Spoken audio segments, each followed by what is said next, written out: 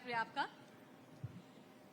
तो देखिए, काशी के बारे में ऐसा कहते हैं कि काशी में हर रंग है, हर मिजाज है। यहाँ की चाट से लेकर यहाँ के घाट तक, यहाँ की आध्यात्मिकता से लेकर यहाँ के ठाठ तक।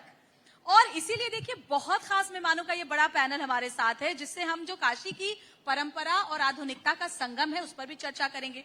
जो काशी का जायका है उसको भी आज उसका भी स्वाद लेंगे। इसके अलावा काशी के पर्यटन को कैसे नई ऊंचाई मिल रही है वो समझेंगे, क्या और उसमें जरूरतें हैं वो भी जानेंगे। और साथ ही साथ ये भी जानेंगे कि काशी के जो प्रोडक्ट है, काशी की जो पहचान है, उत्पाद है, उनको कैसे अंतर्राष्ट्रीय स्तर पर हम पहचान दिलवा रहे हैं। तो चलिए, बहुत तालियों की गड़गड़ाहट के साथ हमारे चारों खास मेहमानों का स्वागत कीजिए। चारों का परिचय क्योंकि प्रिया पहले ही दे चुकी हैं, तो इसलिए अब इस चर्चा को आगे बढ़ाते हुए एक एक करके, क्योंकि सबसे पहले काशी धाम बनने के बाद जिस तरह से पूरा का पूरा बदलाव हुआ है उसको लेकर के सर मैं आपसे समझना चाहूंगी कि काशी विश्वनाथ धाम बनने के बाद जो सबसे बड़ा बदलाव और सबसे, क्योंकि एक बहुत बड़ी चुनौती थी आपको काशी की गलियों की, जिस तरह से विश्वनाथ मंदिर गलियों से गुजरकर लोग पहुंचते थे, थोड़ी असुविधा जरूर लोगों को होती थी, लेकिन वो एक अलग तरीके का एक मजा था उसमें, एक अलग तरह का जोश था। जब ये बात पहले सामने आई कि अब ये धाम बनेगा तो लोगों को लगा सुविधा तो होगी, लेकिन काशी की प्राचीनता कहीं उससे न खो जाए। कैसे वो संतुलन बनाया आप लोगों ने और कैसे क्या बदलाव उसके बाद आपने देखा है? सबसे पहले तो भगवान विश्वनाथ के चरणों में प्रणाम करते हुए और सभा में जितने हमारे समक्ष उपस्थित मनुष्य हैं, जितने हमारे साथी हैं, व्यक्ति हैं, शिव पुराण कहता है कि काशी में मनुष्यों में भी शिव का वास होता है। तो सभी जो सम्मुख बैठे हुए शिव हैं, आप सभी को प्रणाम। जो मंच पर बैठे हुए शिव हैं, आपको प्रणाम। और शिव स्वयं में जो कहा गया, शिव की नगरी है काशी, तो मैं बहुत अभी, चूंकि इसके ठीक पहले माननीय मंत्री जी इतने विस्तार में चीजें बता चुके हैं, तो प्राचीनता खो जाए और आधुनिकता आ जाए ऐसा नहीं होता। प्रत्येक आधुनिकता प्राचीनता का अंग होती है और जीवंतता जो है वह प्राचीन बनाए रखती है। आपका जो स्वरूप, आपने प्रश्न पूछा है, और यहाँ बैठे हुए प्रत्येक व्यक्ति के लिए जिसकी एक उम्र 30-40 के आसपास या उससे ऊपर पहुंच चुकी होगी, कक्षा 10 का अपना फोटो उठाइएगा, देखिएगा कि उस समय आपका चेहरा मोहरा कैसा था, और आज का फोटो रख दिया जाए कहीं पर कि ये दो व्यक्ति हैं कि एक व्यक्ति हैं, तो प्रायः लोग कहेंगे यह दो व्यक्ति हैं। लेकिन आप जानते हैं अंतर्निहित तो व्यक्ति एक ही है, केवल स्वरूप बदल गया है। तो काशी भी अपने विकास की अवस्था को निरंतर प्राप्त कर रही है। जिस चीज को हेरिटेज कहा गया, जिसे कहा गया कि ये काशी की प्राचीनता है, वह भवन, वह मंदिर कितने प्राचीन होंगे? 500 वर्ष, 700 वर्ष, 1000 वर्ष, लेकिन काशी कितनी प्राचीन है? तो 1000 वर्ष पहले की भी बनाई हुई दीवार जो थी, वह उससे पहले वाली किसी संरचना। यह पूरा ब्रह्मांड शिव की श्वास है। और आधुनिक विज्ञान में जब हमने पढ़ा तो हम जानते हैं कि एक बहुत छोटा सा बिंदु हुआ करता था। हम सभी जो यहाँ बैठे हैं और यह निर्जीव वस्तुएं जिन्हें हम निर्जीव मानते हैं, चाहे वह माइक हो, चाहे तार हो, चाहे सामने कैमरा हो, एक बहुत छोटा सा बिंदु था। विज्ञान कहता है बिग बैंग नाम का धमाका हुआ और यह पूरा ब्रह्मांड उत्पन्न हो गया। 2025 में नया सिद्धांत आया कि लगभग 16 ट्रिलियन ईयर्स तक ये ऐसे फैलता रहेगा, फिर सिकुड़ना प्रारंभ हो जाएगा। अगले 16-16.5 ट्रिलियन वर्ष लगेंगे और फिर वो दोबारा एक बिंदु बन जाएगा। इसको कहा गया बिग क्रंच। और कहा वो बिग क्रंच होने के बाद फिर से एक बिंदु बनेगा और फिर से धमाका होगा। और जो नेचर पत्रिका ने जो लिखा, उसमें शब्दों में पढ़ रहा था गत वर्ष दिसंबर में जो प्रकाशित हुआ था, this is like the universe is breathing in and out. और मुझे शिव पुराण की वही पंक्ति याद आई कि यह ब्रह्मांड शिव की श्वास है, बाहर आ रही है और जा रही है। तो ये श्वास जो है आधुनिकता, नवीनता का संचार करती रहती है। हम समझते हैं किसी ने मंदिर तोड़ दिया, किसी ने मस्जिद तोड़ दिया, किसी ने कोई सड़क बना दी, किसी ने कहीं कुछ कर दिया, और वस्तुतः हो क्या रहा होता है? शिव की श्वास चल रही होती है, शिव की योजना से सब कुछ घट रहा होता है। हम केवल कर्ता होने का अभिमान पाल सकते हैं। बिल्कुल वैसे जैसे एक बहुत प्रसिद्ध कथा है, आपने अपने बचपन में पढ़ी होगी कि बैलगाड़ी जा रही थी, एक कुत्ता जा रहा था, कुत्ते को गर्मी लग रही थी, धूप लग रही थी, बचने के लिए बैलगाड़ी के नीचे गया, छांव में चलने लगा, वर्षा हुई, उससे भी बच गया। लेकिन लंबे समय तक चलने के बाद उसको यह भ्रम हो गया कि बैलगाड़ी मेरे कारण चल रही है। फिर बैलगाड़ी रुक गई तो परेशान हो गया, भौंकने लगा, जाकर बैलों के पास भौंकता, पहिए के पास भौंकता। आधे घंटे के विश्राम के बाद फिर नंदी जी चलने लगे तो उसको लगा मेरे प्रयास से बैलगाड़ी चलने लगी है। तो नंदी जी इस विश्व रूपी रथ को हाँक रहे हैं, शिव की योजना से चला रहे हैं। हमारी अवस्था उस जीव की है जो उसकी छांव में चल रहा है, और अगर हमें भ्रम हो जाए कि हम कर्ता हो गए तो हमारी स्थिति उस कुत्ते वाली हो जाती है, फिर हम भौंकने लगते हैं उसके रुकने पर। शिव की योजना के अनुरूप चलिए, धूप से भी बचेंगे, वर्षा से भी बचेंगे, सांसारिक समस्याओं से बचेंगे, आध्यात्मिक पीड़ा से बचेंगे, और जो दैहिक दैविक भौतिक ताप है उनसे आपकी रक्षा होगी और आप शांत भाव से चल सकेंगे। यही काशी का संदेश है, यही काशी की जीवंतता है, जितना मैं समझ सका हूं। बहुत सुंदर। रामगोपाल जी, आपसे सुनना चाहूंगी, क्योंकि धाम बनने के बाद धार्मिक पर्यटन बहुत तेजी के साथ बढ़ा है। अब बहुत ज्यादा पहले के मुकाबले में हम कहें, हालांकि दर्शन करने, पूजा करने के लिए काशी तो लोग हमेशा पहुंचते थे, लेकिन इतनी बड़ी संख्या में अब श्रद्धालु पहुंच रहे हैं, तो इससे जो स्थानीय उद्यमियों का व्यापार है और हॉस्पिटैलिटी सेक्टर है, उसमें क्या बदलाव और क्या वृद्धि देखी आपने? मैडम, हम बनारसी हैं। 89 से, मतलब 89 में हम शहर में आ गए, बगल में मेरा गांव है। तो 89 से 14 तक का बनारस मैंने देखा है, और 14 से अब तक का बनारस देखा है। पहले बनारस वरुणा और अस्सी के बीच, ये वरुणा नदी है, वरुणा नदी के बाहर कोई व्यापारी या कोई अच्छे लोग अपना न घर बनाना चाहते थे, न रोजगार करना चाहते थे, न कुछ चाहते थे। 2013 में हम लोग एयरपोर्ट रोड पे अपना एक प्रोजेक्ट लेके आए, सर जान रहे हैं। हम लोग भी सोचते थे कि यहाँ कौन आएगा, लेकिन 2014 में जब काशी, माननीय प्रधानमंत्री मोदी जी यहाँ के सांसद हुए, तो ये बनारस का सौभाग्य हुआ। हम लोगों ने सांसद नहीं, हम लोगों ने एक प्रधानमंत्री दिया, और ये पूरे भारत का विकास 2014 से शुरू हुआ। अब 14 की बात की कहानी हम आपको बतावें कि वरना उस पार 1-2 बिल्डिंगें हुआ करती थी, 1-2 होटल, मतलब बनारस में अगर होटल की बात किया जाए तो केवल ताज होटल में लोग सोचते थे, अगर अच्छे होटल में जाया जाए तो ताज होटल था। आज बनारस में दुनिया का हर ब्रांड आ चुका है, आना चाह रहा है, जमीनें नहीं मिल रही हैं। टूरिज्म इतना है कि मतलब कल्पना से परे है। मतलब ये पांडेपुर जैसे जगह पे 5 स्टार होटल है, और हम लोग यहाँ आके प्रोग्राम कर रहे हैं, जहाँ के पांडेपुर कोई सोचता नहीं था कि जाके रुकें। हर गली, हर मोहल्ले में होम स्टे है, लेकिन फिर भी आप आके देखिए तो आज की डेट में सीजन में होटलों में रूम नहीं है। अभी स्टेट बैंक का एक कार्यक्रम था, इसमें 200-150 रूम चाहिए थे, नहीं मिल पाया यहाँ, और ताज में जाके रुका गया। तो 2014 के बाद बनारस बहुत बदला है। आप ये समझिए कि बनारस से भदोही तक हमारी टाउनशिपें आ रही हैं। अभी हमारा जो प्रोजेक्ट है बोरा जी लेके आ रहे हैं, मतलब शहर से 30 किलोमीटर दूर लोग जा रहे हैं। लोग कह रहे हैं कि बनारस में इतना पैसा क्यों लग गया, इस पे होटल वही बनना चाहिए, हॉस्पिटल बनना चाहिए, बनना चाहिए। तो बनारस में क्यों लगा, हम इसके पीछे बता दें कि आज बनारस में, मतलब कि झारखंड के हों, बिहार के हों, छत्तीसगढ़ के हों, हमारे पूर्वांचल लोग हों, सबका एक सपना हो चुका है कि बनारस में मैं एक घर ले लूं, बनारस में रह लूं, बनारस में दर्शन कर लूं, और अपने परिवार के लोगों को यहाँ एक घर बना के दे सकूं। बनारस 2014 के पहले हम लोग बनारस में सोचते थे कि यहाँ क्या है, कौन सा धंधा किया जाए, क्या किया जाए। आज कोई ऐसा आदमी नहीं है, अगर नकारा होगा तो बात की अपनी जगह है, लेकिन कोई ऐसा आदमी नहीं जिसको रोजगार ना हो। और टूरिज्म की कहानी ये समझ लीजिए कि छोटे छोटे कमरे, हम लोग एरो सिटी में जाते हैं, जेडब्ल्यू मैरियट में 6,000-7,000 में कमरे मिलते हैं, हिल्टन में 14,000 में कमरे नहीं मिल रहे हैं। आज इतनी डिमांड है, इतने लोग हैं। तो टूरिज्म की बात, मतलब सनातन, जो हमारे मंत्री जी ने कहा कि सनातन जगा दिया गया। आज 31 मनाने लोग गोवा नहीं जाते, आज काशी विश्वनाथ आते हैं। यानी आप कह रहे हैं आस्था से आत्मनिर्भरता जिस पर हम बात कर रहे हैं, वो काशी में अब है। वो काशी, हाँ, वो काशी में चल रही है। चलिए, बहुत बहुत मतलब नया जोड़ा जब शादी करता है तो पहले वो बाहर जाता, हिल स्टेशन जाता था, लेकिन आज वो काशी विश्वनाथ आता है, दर्शन करता है, अपने जीवन की शुरुआत वहां से। और एक से बढ़कर एक होटल से यहाँ पर हॉस्पिटैलिटी है जिसको एंजॉय भी करता है। रजनीकांत जी, क्योंकि काशी के उत्पादों को पहचान दिला रहे हैं, वाकई एक बहुत बड़ा काम कर रहे हैं। रजनीकांत जी, पहले तो हमारे दर्शकों के यहाँ पे जो बैठे लोग हैं उनको भी, और बाद में जो लोग देखेंगे भी टेलीकास्ट, जरा बताइए कौन कौन से वो प्रोडक्ट है काशी के जिनको आपने जीआई टैग दिलवाया है, और आगे कौन कौन से ऐसे प्रोडक्ट्स हैं जो पाइपलाइन में हैं?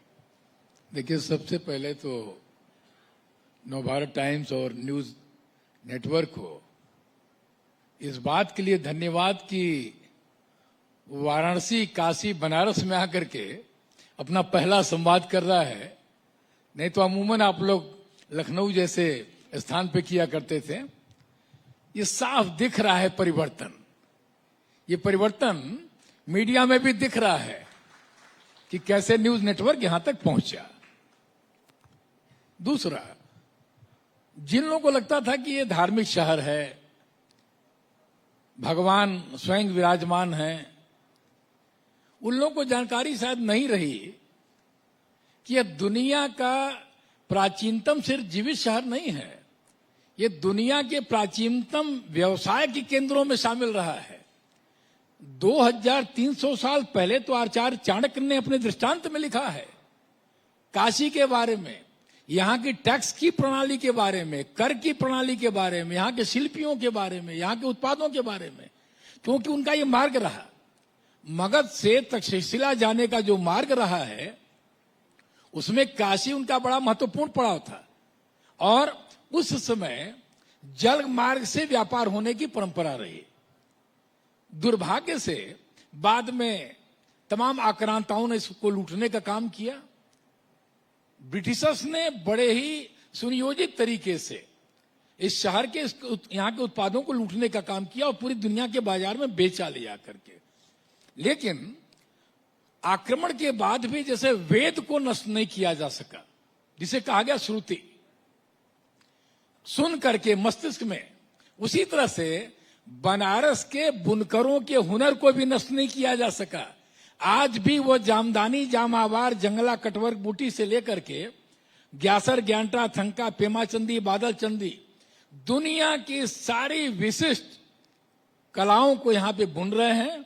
या कसेरा समुदाय मेटल के रिपोजी क्राफ्ट को काम कर रहा है, या लकड़ी के खिलौने को बनाने वाले लोग हैं, या हैंड ब्लॉक प्रिंट का 6 से 8 कलर को डायरेक्ट प्रिंटिंग करने की कला यहाँ पे विराजमान है। गुलाबी मीनाकारी से लेकर के मेटल की कास्टिंग। यहाँ पे लोग कहते हैं कि हमको अन्नपूर्णा जी की ढालुआ वाली मूर्ति चाहिए, उनको अलीगढ़ की मूर्ति नहीं चाहिए, बनारस की छोटी ढालुआ मूर्ति चाहिए।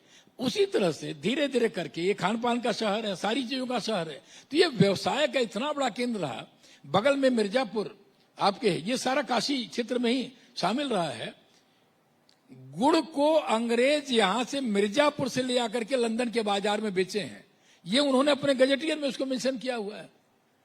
बनारस से बड़ा सेंटर मिर्जापुर व्यवसाय के मामले में रहा है, क्योंकि दोनों एक ही रहा है, इसलिए उसका भी उल्लेख आता लिख करके, और पूरे बुंदेलखंड से लेकर के और तमाम क्षेत्रों के साथ में वो जुड़ा रहा है। तो ये इतनी महत्वपूर्ण धरती है व्यवसाय के हिसाब से। हमें कहने में गर्व है कि माननीय अटल बिहारी वाजपेयी जी के समय में भारत में जीआई का कानून बना। 1998 में पार्लियामेंट में टेबल हुआ। एक थोड़ी सी छोटी सी भूमिका हमारी भी उस कानून को बनाने में रही, क्योंकि बौद्धिक संपदा अधिकार में patent, trademark, copyright, design, industrial design सब शामिल थे, और ये सब इंडिविजुअल प्रॉपर्टी है, लोगों की चीज है। समाज की चीज को बचाने के लिए बनारसी लंगड़ा, पान, मलइयो, या हम साड़ी की बात करें, भदोई कारपेट की बात करें, मिर्जापुर की बात करें, दरी की, या पीतल के बर्तन की बात करें, उसको बचाने के लिए कोई आगे नहीं आया था। तो बौद्धिक संपदा का कानून जब पास हुआ माननीय वाजपेयी जी के समय में, तो बनारस से भी हमने पहला आवेदन किया, जब बनारसी साड़ी का 2007 में, और 2 साल की लंबी कानूनी लड़ाई के बाद वो ग्रांट हुआ, जो भारत का नहीं दुनिया का बहुत बड़ा प्रोडक्ट है जीआई के क्षेत्र में। और जो अभियान शुरू हुआ उस समय 2014 तक सिर्फ 8 उत्पाद थे यहाँ के। हमें याद है माननीय प्रधानमंत्री जी का वो सेंटेंस, यही बनारस में जीआई के स्टॉल पे उन्होंने जब संवाद करते समय हमसे कहा कि इसकी संख्या को बढ़ाइए, यहां बहुत कुछ है जिसको आने वाले समय में बौद्धिक संपदा में शामिल किया जाना चाहिए। उसके बाद फिर हमने अपनी स्पीड को बढ़ाया। अब किसको मालूम है यहाँ पे कि रोम के पोप का कपड़ा, ड्रेस यहाँ पे बनता है बनारस में, परम पावन दलाई लामा का वस्त्र यहाँ पे बनता है, काशी में बनता है। ये जरदोजी का खजाना भरा हुआ है, वुड कार्विंग का क्राफ्ट भरा हुआ है। अशोका पिलर जो सारनाथ में जिसकी लाट रखी है, वो चुनार का बलुआ पत्थर है जो जीआई टैग है। तो धीरे धीरे करके हमने उस गति को बढ़ाया, और आज की तारीख में दुनिया के किसी एक भूभाग में अगर सर्वाधिक जीआई है वो वाराणसी है।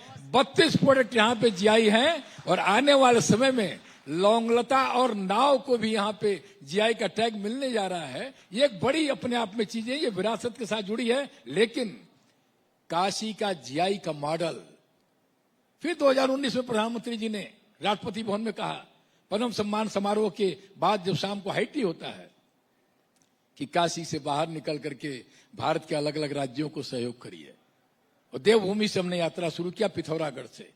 आज की तारीख में उत्तराखंड में 29 जीआई हैं, जिसमें 27 हमारे प्रयास से हुआ, और वो यात्रा अरुणाचल तक पहुंची, अंडमान निकोबार तक पहुंची, त्रिपुरा, मेघालय, मिजोरम, नागालैंड, ये पूरे भारत के 25 राज्य को हम सपोर्ट कर रहे हैं। ये काशी का जीआई मॉडल पूरे भारत के, और अब हमें तो कहने में गर्व हो रहा है कि हम नेपाल, तिब्बत, भूटान जैसे दूसरे राष्ट्र भी अब हमसे संपर्क कर रहे हैं कि हमारे उत्पादों को कैसे जीआई टैग बढ़ाया जाएगा, क्योंकि जीआई टैग सिर्फ एक चिन्ह नहीं है, ये भारत की वो समृद्ध सांस्कृतिक विरासत है जिसके लिए दुनिया लालायित है। प्रधानमंत्री जी अपनी सभी यात्राओं में जीआई के उत्पाद या संभावित जीआई के उत्पाद को भेंट करते हैं और बताते हैं। इसका मतलब यह हुआ कि लाखों लोगों की आजीविका से जुड़ा है, लाखों लोगों की डिग्निटी से, पहचान से, संपर्क से जुड़ा हुआ है। और जहां तक कहा गया कि आधुनिकता के साथ में जोड़ना, हम तो बोल रहे हैं कि यहां बनारस में जो पुराने लोग जरा बैठे हुए बुनकर अकड़ा, मंडा, नाका, जाला, टाका उसी से बुनाई करते थे, और आज कहते हैं साहब हमको इलेक्ट्रॉनिक जकार्ड चाहिए, आज कहते हैं कि इलेक्ट्रॉनिक जकार्ड चाहिए। ये परिवर्तन हो रहा है ना। हम ये जो अंगवस्त्र ये धारण किए हुए हैं, ये त्रिपुरा के दार्लुंग ट्राइब्स का है। ये जहां न अकड़ा है, न मंडा है, न जाला है, न इलेक्ट्रॉनिक जकार्ड है, वो बैक स्टेप लूम पे उसको उन्होंने बुन करके डिजाइन तैयार किया हुआ है। या आसाम का गमछा जो जीआई टैग है, जो मस्तक पे सवार है, ये विशेषता है भारत की, जिससे लाखों लोगों को काम मिल रहा है, एमएसएमई को काम मिल रहा है। और कोई भी लोग कहते हैं साहब कारोबार खत्म हो रहा था, ये सत्य है। यही बुनकर, यही लोग यहाँ के, यही कारीगर, यही शिल्पी खोजना पड़ता था कि हैंडलूम का काम कहाँ मिलेगा, कढ़ुआ का काम कहाँ मिलेगा, कटवर का काम कहाँ मिलेगा, या लट्टू बना रहे हैं लेकिन हनुमान जी की पंचमुखी प्रतिमा नहीं मिल रही लकड़ी की, जरा कोई ऑर्डर देना इसमें से कि हमको 100 पीस चाहिए, उसको मिलने वाला नहीं है। 2 पीस बन रही है बिक जा रहा है, 4 पीस बन रही है बिक जा रहा है। गुलाबी मीनाकारी में 12-15 लोग बचे हुए थे, आज की तारीख में 250 से 300 लोग सामान की सप्लाई कर रहे हैं, तैयार कर रहे हैं, बना रहे हैं। या कसेरा समुदाय का पेचदार लोटा, जिसमें गंगा जल भर के पेच पे लोटे को कस के पूरी दुनिया की यात्रा करते थे यहाँ के लोग, वापस पेचदार लोटा की इतनी डिमांड हो रही है कि वो सप्लाई नहीं दे पा रहे लोग। ये विरासत है और यही विकास है। और हमें लगता है कि आने वाले समय में हम लोग फिर से उस दिशा में बढ़ रहे हैं जो माननीय प्रधानमंत्री जी का मंत्र है, आत्मनिर्भर भारत, लोकल से ग्लोबल। ये लोकल होने की गारंटी जीआई टैग देता है, और उसके अलावा कोई कानूनी पहचान नहीं है जो कि ये बता सके कि ये लोकल है। और हमें लग रहा है कि आने वाले समय में जो रोड मैप है, हम बनारस को कम से कम 15 और जीआई दे करके 51 तक की संख्या को पहुंचाने का प्रयास करेंगे। बहुत बहुत धन्यवाद। बहुत बहुत अच्छी बातें कही आपने मलइयों का जिक्र किया, आपने यहाँ के चाट का, यहाँ के लस्सी का, सबका जिक्र किया। तो विक्रांत जी हमारे साथ हैं, जर्नलिस्ट रहे हैं और अभी बनारस के जायके को बड़े अच्छे से समझते हैं। विक्रांत जी, ऐसा कहते हैं कि बनारस में कोई खाना नहीं खाता, नाश्ता करता है। सुबह कचौड़ी जलेबी का नाश्ता, फिर दोपहर में बाटी चोखा का नाश्ता, फिर शाम को यहाँ पर लस्सी और मलइयों खाता है, फिर रात को यहाँ पर चाट खाता है। कई लोगों ने मुझे ऐसे बताया। अब जब हम पर्यटन की बात करते हैं तो खान पान, कहीं का जायका एक बहुत अहम किरदार उसमें निभाता है। लोग कहीं भी किसी शहर में जाते हैं, आजकल तो खासतौर पर जो युवा है वो देखते हैं वहां पर क्या अच्छा अच्छा खाना है, वहां की सोच में आता है कि हम वहां जाएंगे तो वहां चाट खाएंगे, जरूर जाते हैं। तो कैसे, अगर हम खान पान की बात करें, वो यहाँ पर्यटन में अपना एक बहुत अहम किरदार निभा रहा है? जी निश्चित तौर पे। देखिए, जैसे हम लोग बात अभी तक कर रहे थे कि बनारस की प्राचीनता के बारे में, इसमें तो कोई शक नहीं है कि दुनिया का सबसे प्राचीन शहर कोई है तो वो है बनारस। और इसके साथ दूसरी चीज जुड़ती है कि दुनिया का इकलौता शहर बनारस है जिसके 3 नाम हैं, काशी, बनारस, वाराणसी। और इन तीनों नाम के अलग अलग भाव हैं। जब हम बात करते हैं काशी का तो धर्म आता है, जब हम बात करते हैं बनारस का तो संस्कृति, साहित्य और स्वाद आता है। उसके बाद हम बात करते हैं वाराणसी, जो यहां का आधिकारिक नाम है। तो 3 नामों वाले शहर की अलग अलग विधाएं हैं, अलग अलग व्यक्तित्व है, अलग अलग उसकी खूबियां हैं। अब हम बनारस के अगर हम स्वाद की बात करें, जैसे आपने कहा कि बनारस नाश्तों के लिए कहा जाता है कि बनारस नाश्तों का शहर है, तो इसके साथ भी जुड़ जाता है। चूंकि अभी रजनीकांत जी ने बताया कि बनारस सिर्फ तीर्थ के लिए नहीं है, आज ये हमारा केंद्र बिंदु हो चुका है, तीर्थ, आस्था, लेकिन इसके पहले ये व्यवसाय का भी शहर था। बनारस इनोवेशन करता है। चाहे आप बनारसी पान की बात कीजिए, हमारे यहाँ पान नहीं होता, लेकिन हमारे जैसा पान कोई दे नहीं सकता। हमारे यहाँ रेशम नहीं होता, लेकिन बनारसी साड़ी कोई दे नहीं सकता। तो कालीन पूरी दुनिया में अगर कालीन कहीं से जाता था तो बनारस, भदोही जो कि इसका पार्ट बनारस का ही पार्ट था, मिर्जापुर, इन सब चीजों पे हम लोग चर्चा करते हैं। आ रहे हैं फिर वापस स्वाद पर। तो चूंकि ये व्यावसायिक शहर रहा है, शुरू से तीर्थ का शहर रहा है, तो दूर दूर से लोग यहाँ आते रहे हैं और बनारस में आने वाला काम में इतना मसरूख हो जाता है, उसमें लीन हो जाता है कि उसे खाने की फुर्सत नहीं रहती है और बनारस उसे खाना खिलाने के लिए परेशान भी नहीं होता है कि इतना नाश्ता करो बनारस में। हर 1 घंटे में बनारस में नाश्ता बदल जाता है। इकलौता शहर है, कहीं चले जाइए 2, 3, 4 चीज आपको मिलेगी, लेकिन बनारस में अगर हर घंटे नाश्ता न बदल जाए और हर मोहल्ले में उसी नाश्ते को अलग अलग तरीके से परोस नहीं दिया जाए, तो आप मान लीजिए कि बनारस में, इसके साथ ही जब हम बात करते हैं बनारस में पहले और अब में, पहले, अब इसके पहले दयालु जी थे मंत्री जी, उन्होंने बताया कि पहले आप, यहाँ की खूबी भी है कि यहाँ पे अगर आप किसी दुकान पे चली जाएं कचौड़ी खाने के लिए या कुछ भी नाश्ता करने के, यहाँ की फेमस दुकानों पे, तो दुकानदार जो है आपके साथ आंख जोड़ता था कि हमारे पुराने कस्टमर आ गए, क्योंकि डेली वाले होते थे। आज यहाँ के दुकानदारों के पास इतनी फुर्सत नहीं है कि आपकी तरफ देख लें। चले जाइए राम भंडार, घुंगरा, यहाँ ठठेरी बाजार, तो देखेंगे नहीं, उनका आदमी बोलेगा कि नंबर लगाए आप। ऐसा नहीं होता था बनारस में। और इसके साथ बनारस की जो दुकानें हैं वो अपनी जो चीजें हैं उसको सजो के भी रखी हैं। 2014 के पहले की अगर हम बात करें, कॉरिडोर से पहले, हालांकि इसमें कोई ऐसा नहीं है कि कुछ नया हुआ है, बनारस पॉलिश हुआ है, बनारस की चीजों को और फिनिश किया गया है। मोदी जी की सरकार आने के बाद चीजें वही थी, उन चीजों को इतना ग्लैमराइज कर दिया गया है कि आज हर आदमी मजबूर है मलइयो खाने के लिए। मलइयो बनारस में सिर्फ सर्दियों में मिलता था, आज लोग कहते हैं कि मुझे गर्मी में भी मलइयो चाहिए, जो कि बनारस में नहीं होता था। लक्ष्मी, यहाँ पे बहुत लोग होंगे, चौक पर लक्ष्मी टोस्ट और चाय की दुकान है। हम लोग चूंकि अखबार से थे, रात में हम लोग 10 बजे के बाद जाते थे, क्योंकि जब दुकानें बंद होती थी तो दुकान सस्ती थी। आज वो दुकान 24 घंटे चल रही है, चाय और टोस्ट के लिए लोग लाइन लगाए हुए हैं। तो ये नाश्ता ही है, लेकिन अब भरपूर चल रहा है। चौक चले जाइए, चाट की दुकानें, काशी चाट की दुकान, तो ऐसा लगता है कि फ्री में ही आपको मिल रहा है, पूरा रास्ता बंद हो जाता है। उनके लिए अवसर भी है, रोपे बन रहा है, रोपे कारण रास्ता बंद है। पूछेंगे भैया यहाँ भीड़ क्यों लगी है, तो काशी चाट। तो स्वाद बनारस का अद्भुत है और यहाँ के लोगों ने इसे बचा के रखा हुआ है। बिल्कुल, बहुत बड़ी बात कहीं, बचा के रखा और आगे भी ऐसे बचा के रखा है कि काशी का जायका कहीं और मिलता भी नहीं है। लोग स्पेशली दूर दूर से आते हैं। विश्वभूषण सर, आपके पास आते हुए समझना चाहूंगी, क्योंकि महाकुंभ में हमने देखा इतनी बड़ी तादाद में लोग वहां पर पहुंचे। यहाँ धाम बनने के बाद भी श्रद्धालुओं में गजब का उत्साह है, ना सिर्फ देश से बल्कि विदेशों से भी श्रद्धालु पहुंचते हैं। ऐसे में क्राउड मैनेजमेंट कई बार एक बड़ी चुनौती के रूप में आप लोगों के सामने आता होगा, किस तरीके से उसको मैनेज करते हैं? जैसा मैंने पहले ही कहा आपसे कि यहाँ तो सब कुछ शिव करते हैं, लेकिन शिव जो योजना बनाते हैं उस योजना को अगर हम गति उनके साथ बना लें तो मुझे लगता है कि महादेव की कृपा से उस साम में है, वो गति है कि कहीं से बन गई है इस समय धाम में। एक स्टैंडर्ड ऑपरेटिंग प्रोसीजर, जो एक शब्द हुआ करता था प्राइवेट सेक्टर का, मंदिर न्यास के प्रबंधन में एसओपी बनाया गया। एसओपी का एक मॉडल हमने बनाया। 2024 में मुझे दायित्व प्राप्त हुआ था, उससे पहले ही माननीय प्रधानमंत्री जी के यशस्वी नेतृत्व में, मुख्यमंत्री जी के मार्गदर्शन में, यहाँ के पहले के प्रशासनिक अधिकारियों के नेतृत्व में एक व्यवस्था बनी हुई थी। उस व्यवस्था को मानकीकरण करने का प्रयास किया गया, एक मानक बनाया गया, एसओपी बनाया गया। और एसओपी बनाने के बाद हमने सबसे ज्यादा जो भीड़ देखी वर्ष 2024 में देखी। 13 दिसंबर 2021 में धाम के लोकार्पण के बाद से जो सनातन धर्मियों का उत्साह बढ़ा था और लोगों का आना प्रारंभ हुआ था, उसके बाद 24 में उनके अनुभव को सुखद बनाने के लिए जो एसओपी बनाई गई, जिसमें बहुत सारी चीजें हैं कि हमारे यहाँ आप समझिए, हमारा जो लोग कहते हैं ना मैक्रो मैनेजमेंट और माइक्रो मैनेजमेंट की बात प्राइवेट सेक्टर में होती है। आप लोग मीडिया संस्थान में हैं, सामने लोग बैठे हैं, तमाम होटल व्यवसाय से लोग हैं, आप जानते होंगे। हम उसके भी नीचे गए और हम लोगों ने नैनो मैनेजमेंट किया है।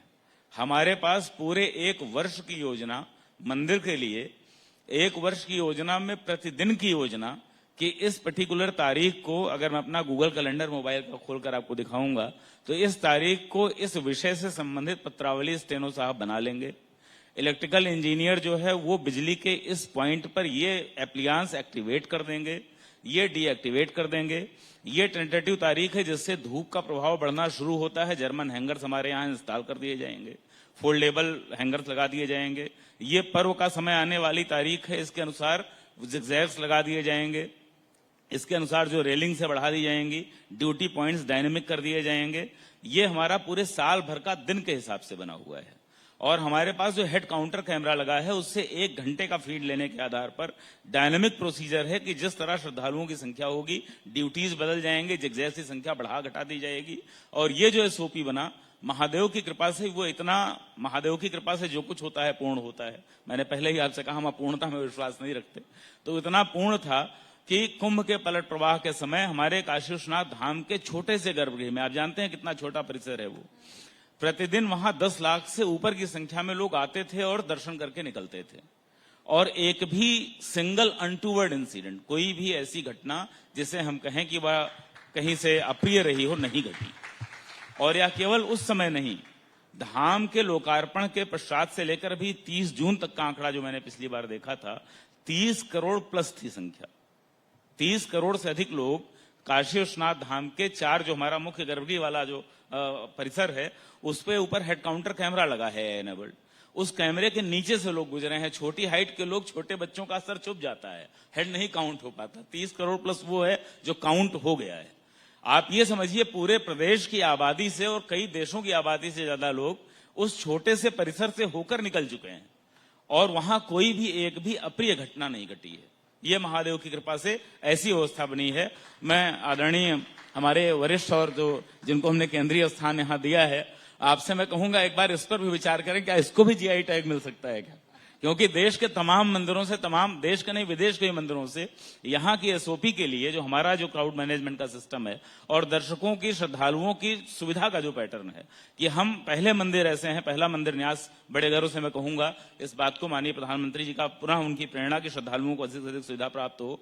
हम पहले ऐसे न्यास हैं जो केवल पेयजल की व्यवस्था नहीं करते, हम गर्मियों में लोगों को ग्लूकोज वाटर पिलाते हैं, हम बच्चों के लिए ओआरएस घोल की व्यवस्था करते हैं, सूक्ष्म जलपान की व्यवस्था करते हैं। और जिस समय भीड़ अधिक होती है, लोग पंक्तियों से बाहर निकल के पानी के काउंटर तक नहीं पहुंच सकते, उस समय हमारे वॉलंटियर्स पानी, ग्लूकोज और ओआरएस का घोल लेकर व्यक्ति के पास पहुंचते हैं, उसको पिलाते हैं। यह व्यवस्था यहाँ पर की गई है। पूरे विश्व में कोई भी ऐसा धार्मिक स्थल, कोई भी ऐसा पर्यटन का स्थल जहां एक छोटे से बिंदु से होकर गुजरने वालों की दैनिक संख्या सर्वाधिक हो, वह आपका काशी विश्वनाथ धाम है। और इस लिमिटेशन के साथ है कि हम मोहल्ले के बीचों बीच में बचे हुए मंदिर हैं। हमारे पास एक्सेस कंट्रोल की यह व्यवस्था नहीं है कि पहले से टोकन जारी हो, जैसा अन्य कई स्थानों पर होता है जिनके पास पूरा पहाड़ है, पूरा क्षेत्र मैनेजमेंट के लिए है। एंट्री गेट से आने के पहले आप टोकन लेते हैं, तब आते हैं। हमारे यहाँ आदमी सीधे गेट पर पहुंच जाता है और तब पता चलता है साहब दुकान में जा रहा था, कि अपने घर जा रहा था, कि सड़क से गुजर रहा था, कि मंदिर में दर्शन करने आया था। और उसके बाद भी उसको सुविधाएं यहाँ प्रदान की जा रही हैं या प्रदान की जा पा रही हैं। तो अपना एसओपी तो हमने बनाया है, साथ ही में एसओपीज बनाए कैसे जाते हैं इस प्रकार के क्राउडेड प्लेसेस के लिए, इसका भी एक एसओपी बनाया। तो काशीवासी जानते हैं, लोग जानते हैं कि देश के बड़े तीर्थ स्थलों ने, बड़े मंदिरों ने एसओपी बनवाने के लिए भी हमसे संपर्क किया है। तो यह भी एक प्रकार का एक बौद्धिक संपदा के क्षेत्र में मुझे लगता है कि आने वाली चीज है, जो महादेव ही प्रथम नियामक हैं इस पूरी सृष्टि के और उनके धाम से यह प्रारंभ हुआ है। मैं समझता हूं सभी काशीवासी इसमें गौरवान्वित अनुभूत करेंगे। और 30 करोड़ की संख्या जब व्यक्तियों की केवल मंदिर में दर्शन के लिए आ जाती है, तो शेष बहुत सारे लोग आते होंगे जो इसके अतिरिक्त भी काशी में आते होंगे। और यह मात्र पिछले 4.5 वर्ष का आंकड़ा है। 4.5 वर्ष में 30 करोड़ लोग आते हैं, तो व्यवसाय अपने आप बढ़ता है, प्रगति अपने आप होती है। आस्था के केंद्र से प्रगति का मार्ग इस प्रकार से जुड़ता है और आपका विषय बिल्कुल समीचीन और प्रासंगिक उठता है। बिल्कुल, और बहुत ही प्रासंगिक आप चारों ने बात भी हमारे लोगों के सामने रखी। बहुत बहुत शुक्रिया आप चारों का इस चर्चा में, इस संवाद में शामिल होने के लिए।